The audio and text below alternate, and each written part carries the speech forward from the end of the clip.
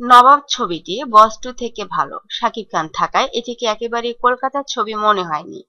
আর তুলনামূলকভাবে বস 2 ছবি থেকে এই ছবিতে শিল্পী ও বাংলাদেশের লোকেশন বেশি, যে কারণে কিছুটা ছাড় দিয়ে হলেও এই ছবিটির বিষয়ে আমাদের কোনো আপত্তি নেই।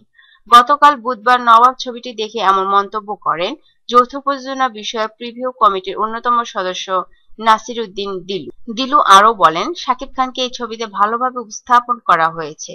ছবির গল্পটা সুন্দর। তাছাড়া শাকিব ছাড়াও আরো বেশ কিছু বাংলাদেশি শিল্পী ব্যবহার করা হয়েছে।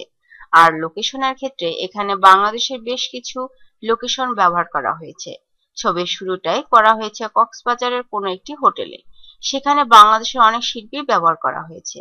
এরপরও কিছু অসঙ্গতি আছে, তারপরও আমরা মনে করি ছবিটিকে সেন্সর বোর্ড ছাড় দিতে পারে। নবাব ছবিকে কেন এভাবে ছাড় দেওয়া হবে জানতে চাইলে দিলু বলেন, এখন আমাদের দেশের ছবির সংখ্যাও মান তেমন নেই।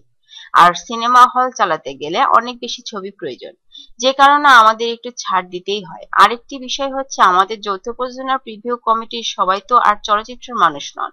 এখানে বেশ কয়েকজন আমলা আছেন যারা সরাসরি চলচ্চিত্রের লোক নন। একটা বিষয়ে আমাদের মধ্যে যখন দ্বিমত হয়, তখন হ্যাঁ বা না এর মাধ্যমে সিদ্ধান্ত চূড়ান্ত হয়। তখন নিজের অনেক সময় মন খারাপ হয়, কিন্তু কিছু করার নেই। এক সময় যৌথ প্রযোজনার ছবিতে বাংলাদেশকে প্রাধান্য দিতে হতো, এখন আমরা কলকাতার পেছনে দৌড়াচ্ছি কেন জানতে চাইলে দিলু বলেন, এখন আমাদের দেশের ছবির বাজেট কম আর কলকাতার বাজেট বেশি।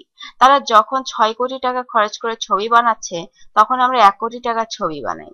এখন কলকাতার সঙ্গে যদি আমরা যৌথ প্রযোজনার ছবি বানাই, তাহলে তারা আমাদের মানের ছবি বানাতে আসবে না।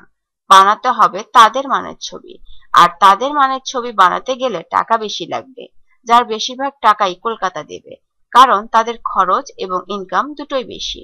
আর আমাদের দেশে ছবি সুপারহিট হলে 2 থেকে 2.5 কোটি টাকার বেশি আসে না, যে কারণে আসলে কলকাতার সঙ্গে আমাদের দেশের যৌথ প্রযোজনার ছবিতে কম্প্রোমাইজ করতে হচ্ছে।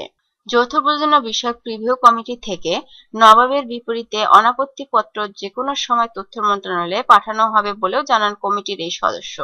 শাকিব খান ও ভারতের শুভশ্রী অভিনীত নবাব ছবিটি যৌথভাবে প্রযোজনা করেছে বাংলাদেশের জাজ মাল্টিমিডিয়া এবং কলকাতার এসকে মুভিজ।